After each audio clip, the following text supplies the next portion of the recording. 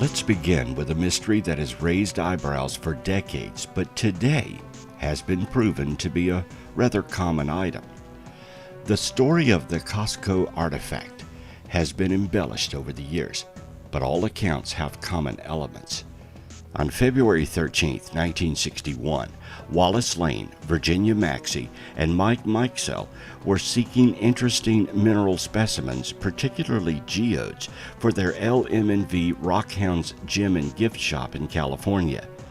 The trio were about 6 miles northeast of Alancha near the top of a peak about 4,300 feet in elevation and about 340 feet above the dry bed of Owens Lake.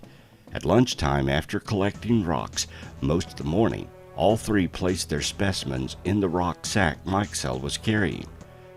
The next day in the gift shop's workroom, Mikesell ruined a nearly new diamond saw blade while cutting what he thought was a geode. Inside the nodule that was cut, Mikesell did not find a cavity, as so many geodes have, but a perfectly circular section of very hard, white material that appeared to be porcelain. In the center of the porcelain cylinder was a 2-millimeter shaft of bright metal. The metal shaft responded to a magnet. There were still other odd quantities about the specimen. The outer layer of the specimen was allegedly encrusted with fossil shells and their fragments.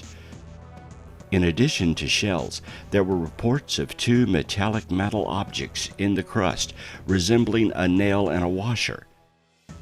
Stranger still, the inner layer was hexagonal and seemed to form a casing around the hard porcelain cylinder.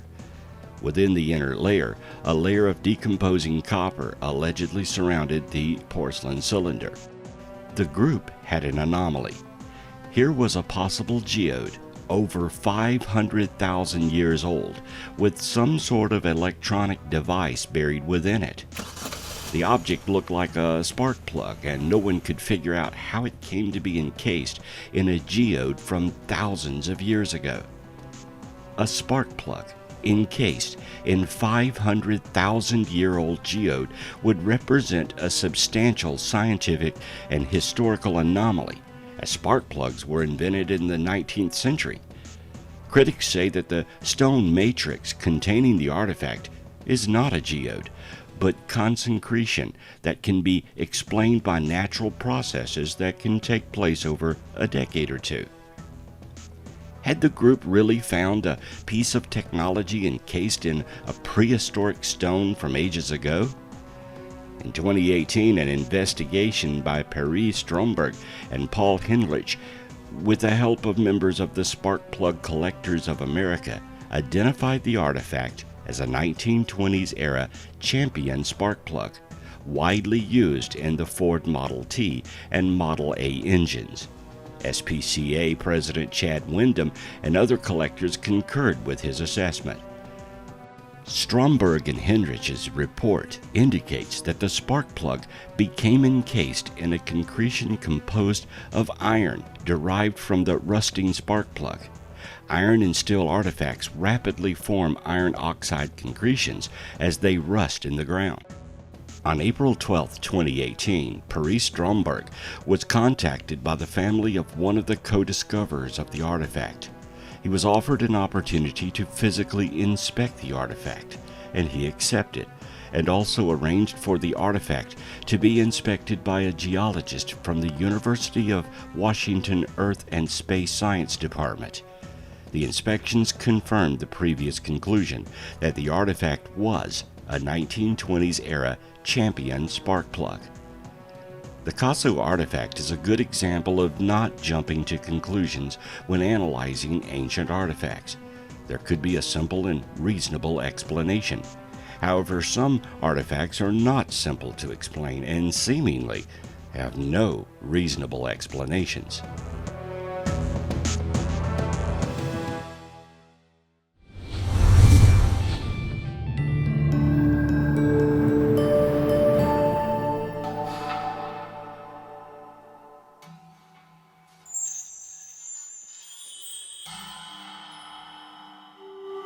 The Nazca lines are a group of very large geoglyphs formed by depressions or shallow incisions made in the soil of the Nazca Desert in southern Peru. They were created between 500 BC and 500 CE, and no one knows their purpose. Most lines run straight across the landscape, but there are also figurative designs of animals and plants made up of lines. Some of the Nazca lines form shapes that are best seen from the air. The shapes are usually made from one continuous line. Because of its isolation and the dry, windless, stable climate of the plateau, the lines have mostly been preserved naturally. As of 2012, the lines are said to have been deteriorating because of an influx of squatters inhabiting the lands. The figures vary in complexity. Hundreds are simple lines in geometric shapes. More than 70 are zoomorphic designs of animals, such as a hummingbird. Other shapes include trees and flowers. Scholars differ in interpreting the purpose of the designs, but in general, they ascribe religious significance to them. Who drew these enormous lines that can only be seen and interpreted from the air? Why design what clearly appears to be runways and symbols? Were these guideposts for an alien race, or landing areas for some prehistoric civilization now lost to man?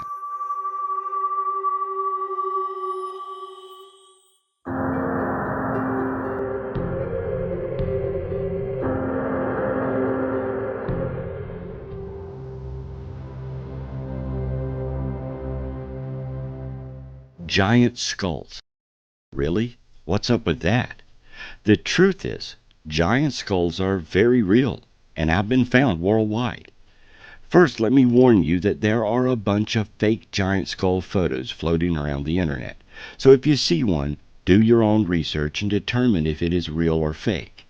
You see, there was a contest not long ago to make giant skull images in Photoshop, and all of those contest entries are out there now being mixed up with the real ones. So let's take a look at the reality versus the misinformation.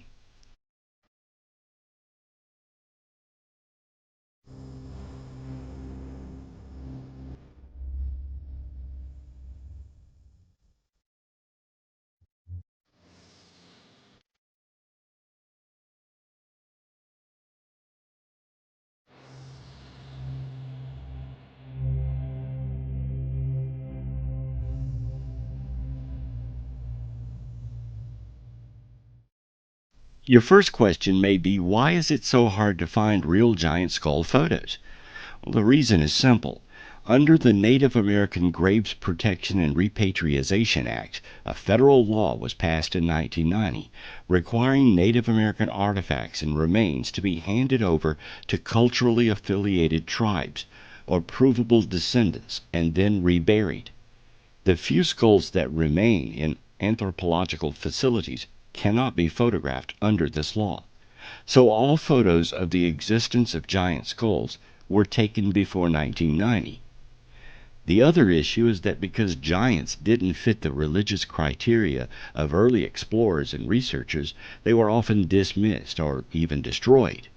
Many were sent to the Smithsonian and subsequently destroyed by the curator who, back in the early 1930s, thought it was against his beliefs and didn't fit his personal anthropology theories.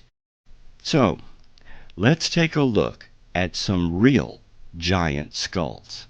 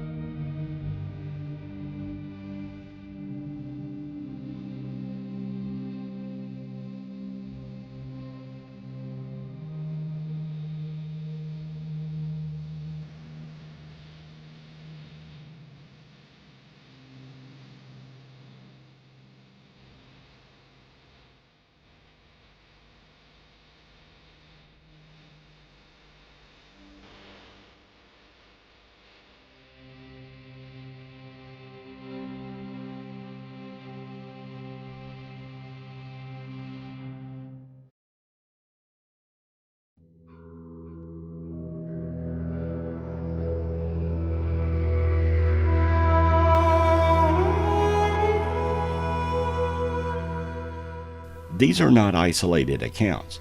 There are literally hundreds of reports around the turn of the century describing large bones and skulls, many from accredited newspapers and doctors. So why the mystery? Well, even today, many scientists refuse to look at the evidence because they would have to rewrite the history books and include a giant civilization in North America, which apparently was here long before the Native Americans and existed up to colonization. Skulls and bones found around the world corroborate this. With the lack of physical evidence and the mysteries surrounding many of these finds, science just can't be bothered to take a serious look at the obvious. Our only hope is that sometime in the near future, someone somewhere digs up a new find and is wise enough to photograph and document it before it can be taken away.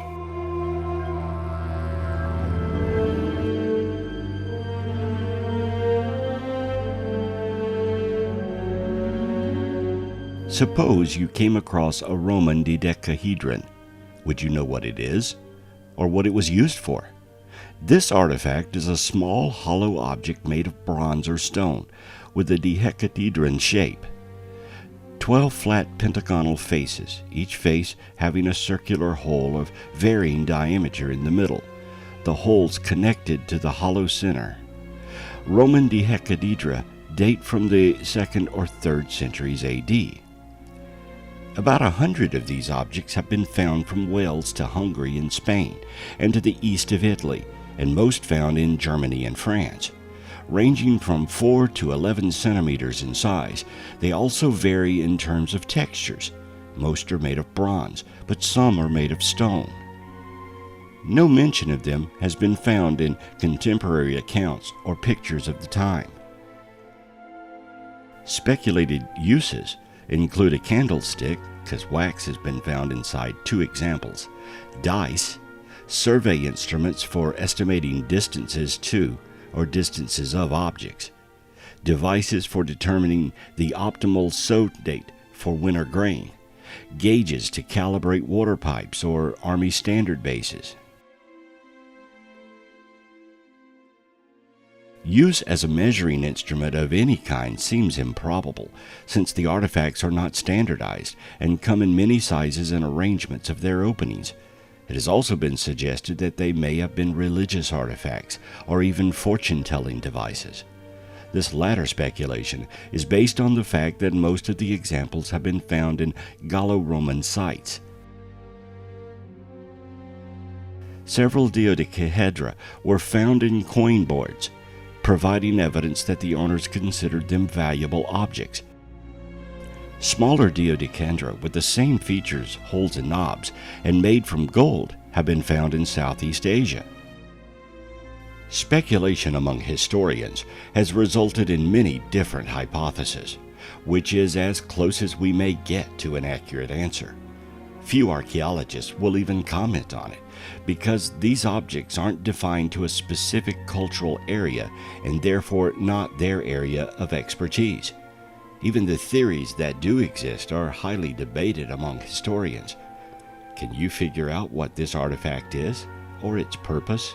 If you can, then you may solve one of the most perplexing mysteries of our time.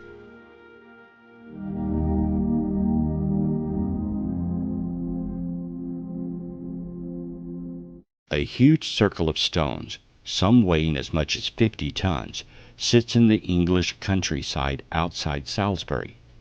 Known as Stonehenge, the Neolithic monument inspired Swiss author Erich von Däniken to suggest it was a model of the solar system that also functioned as an alien landing pad. After all, how else could these massive stones have ended up hundreds of miles from their home quarry? No one knows what exactly the meaning of Stonehenge is, but as with all the other sites in this collection, the explanation could be aliens. Instead, scientists have demonstrated it's actually possible to build such a thing using technologies that would have been around 5,000 years ago when the earliest structures at the site were built. But would they know to do it?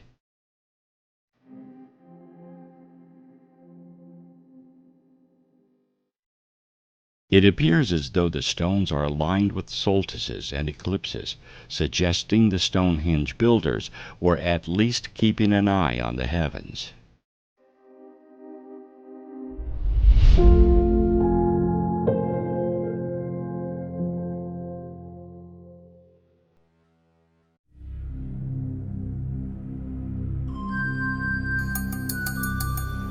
One such artifact that has gained mainstream attention is the Antikytherian device. It is now known it is a clock, an astronomical computer. It was found in a shipwreck off Greece, so its exact age is unknown, but we know it is very old. The device is very complicated and has cogs that turn precisely to track the sun and planets, including planets that were not known to exist in antiquity. Yet someone made this, crafted it together, and designed it to be very accurate. Modern reproduction models of this device are very precise. Who made this? How old is it? Where was it used and by whom? It's one of the many questions historians tackle as they study it. So far, archaeologists and science is baffled.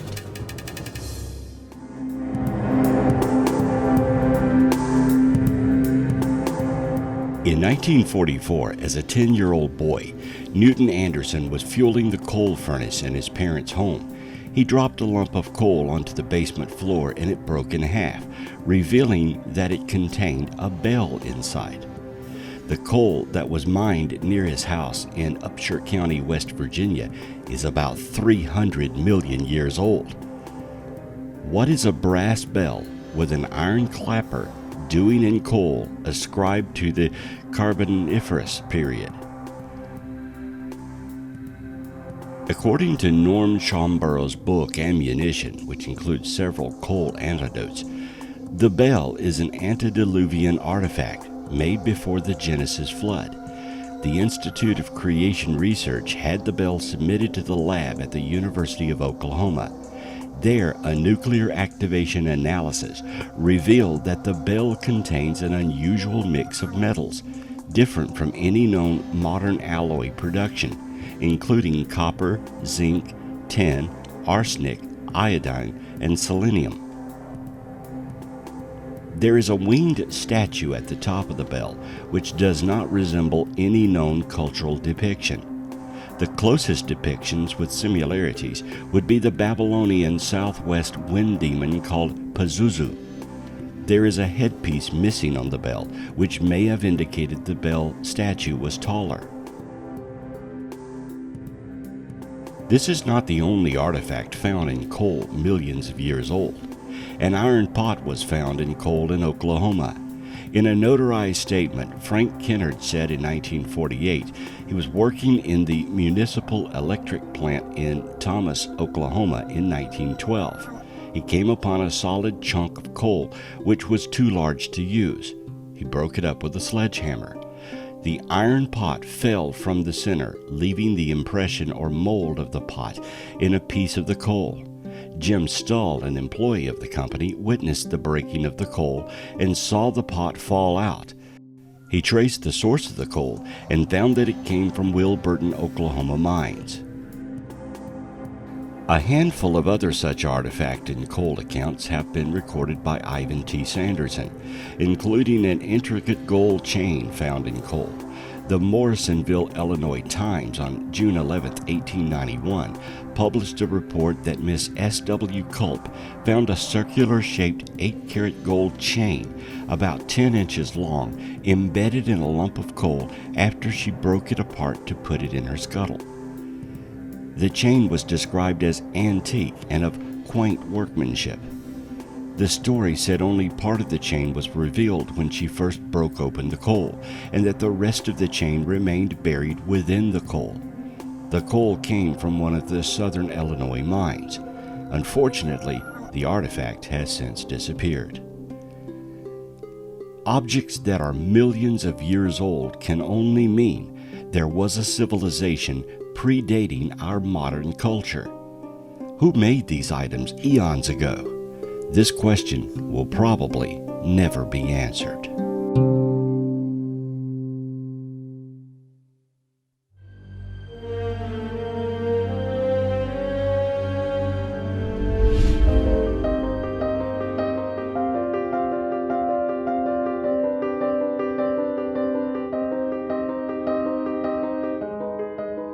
The stone doors in Hampi are an impressive pair of monolithic doors that were a part of one of the entrances of the royal enclosure in Hampi. The stone doors are one of the outstanding remnants of the Vijayanagar duration that can be visible around many of the ruins in Hampi. Though the huge doors are no longer connected to any shape and aren't purposeful in any manner, they do not fail to capture the interest of the traffic. The stone doors in Hampi had been a part of the royal enclosure. The enclosure became a fortified area that changed into the middle of the Vijayanagar Empire. Some speculate these doors were not carved, but rather poured and molded into shape. What technology was used to create these stone doors? And why use stone when wood would have been lighter and easier to move?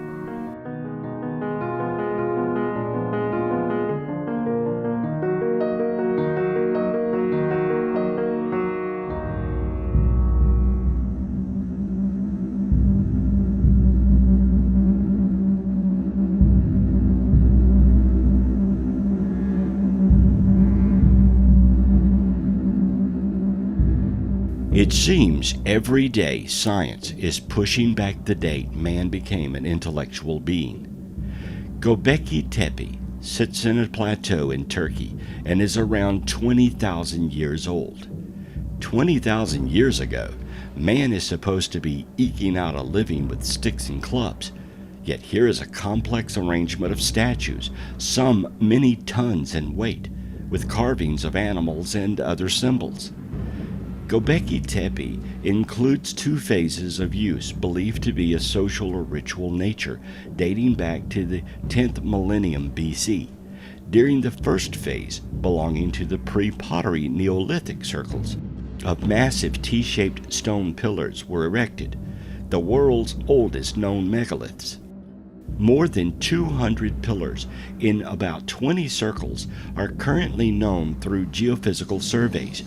Each pillar has a height of up to 20 feet and weighs up to 10 tons. They're fitted into sockets that were hewn out of the bedrock. In the second phase, belonging to the pre-pottery Neolithic, the erected pillars are smaller and stood in rectangular rooms with floors of polished lime. Pretty sophisticated for cavemen, right? The details of the structure's function remain a mystery. It was excavated by a German archaeologist under the direction of Klaus Schmidt from 1996 until his death in 2014. Schmidt believed that the site was a sanctuary where people from a wide region periodically congregated, not a settlement. The structures not only predate pottery, metallurgy, and the invention of writing or the wheel, but they were built before the so-called Neolithic Revolution that marks the beginning of agriculture and animal husbandry around 9000 BC. The construction of Göbekli Tepe implies organization of an advanced order not associated with Paleolithic societies.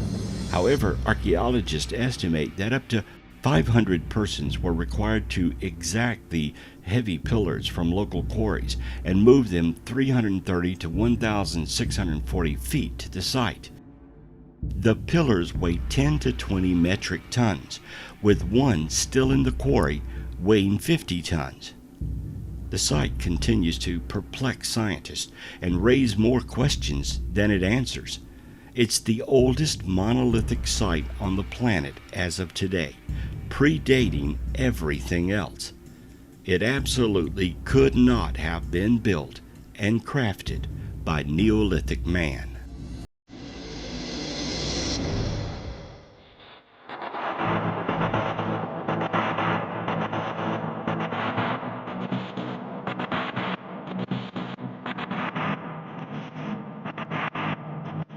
The Stone of the South at Baalbek, Lebanon, is the largest worked monolith on Earth, weighing in at a staggering 1,242 tons. It is even heavier than the Stone of the Pregnant Woman, which weighs an estimated 1,000 tons, that sits on the other side of the road in the quarry. Neither of these stones made it to the main temple of Jupiter, some 900 meters to the northeast, but some 400-ton and 800-ton stones did make their way to the temple, were raised 20 feet in the air, and were placed with machine-like precision onto the foundations of this mighty ancient complex.